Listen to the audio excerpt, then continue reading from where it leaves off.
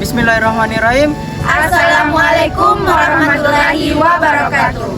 Baik, perkenalkan kami dari kelompok 4 beranggotakan 7 orang. Saya atas nama Nur Wahdania. Saya atas nama Hasna. Saya atas nama Sultan. Saya atas Eman Nugra Ramadan. Saya atas nama Fina Safitri. Saya atas nama Lestari Safitri. Saya atas nama Nita Trian. Di sini kami akan mempersembahkan video terkait dengan materi persepsi Pancasila sebagai sistem etika pada mata kuliah pendidikan Pancasila. Di sini kami akan membahas terkait dengan masalah tindakan kekerasan dan pelecehan seksual di lingkungan pendidikan. Baik, bismillahirrahmanirrahim. Sebelum memasuki video, terlebih dahulu saya akan menjelaskan apa sih itu kekerasan dan pelecehan seksual di lingkungan pendidikan. Jadi, kekerasan dan pelecehan seksual di lingkungan pendidikan adalah tindakan yang melibatkan eksploitasi atau penyalahgunaan kekuasaan dalam konteks pendidikan. Nah, kekerasan seksual ini merupakan tindakan yang melibatkan tindakan fisik, verbal, dan non-verbal.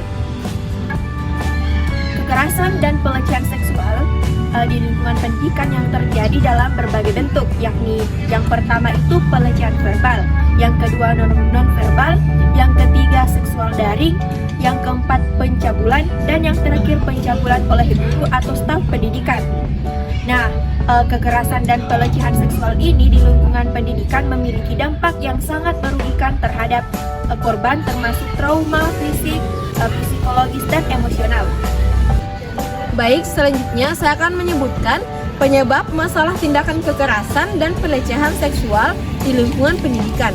Nah, masalah tindakan kekerasan dan pelecehan seksual di lingkungan pendidikan dapat disebabkan oleh beberapa faktor, seperti budaya yang memperbolehkan tindakan tersebut, ketidakadilan gender, kurangnya kesadaran akan masalah ini, ketergantungan pada kekuasaan, kurangnya pengawasan dan perlindungan, kurangnya penegakan hukum, serta faktor-faktor lain seperti masalah kesehatan mental dan pengaruh media sosial.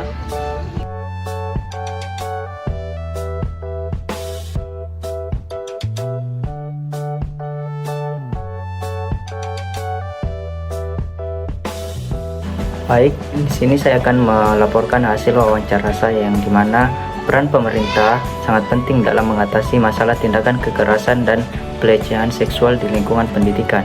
Berikut adalah beberapa peran yang dapat dilakukan oleh pemerintah.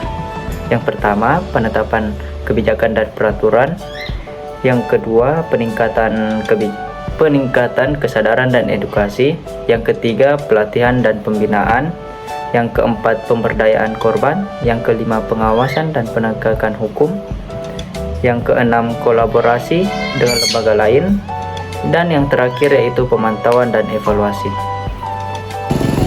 Baik, saya akan melanjutkan hasil wawancara dari rekan saya terkait beberapa kebijakan pemerintah untuk mengatasi masalah tindakan kekerasan dan pelecehan seksual di lingkungan pendidikan.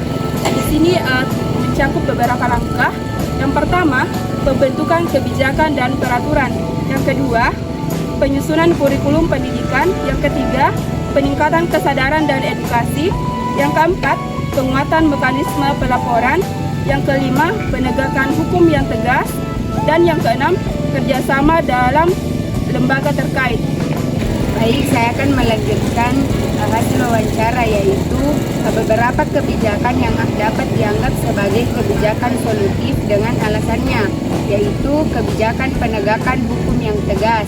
Alasannya yaitu yang pertama, melindungi korban, yang kedua, mencegah kejadian berulang, dan yang ketiga, memperbaiki iklim pendidikan.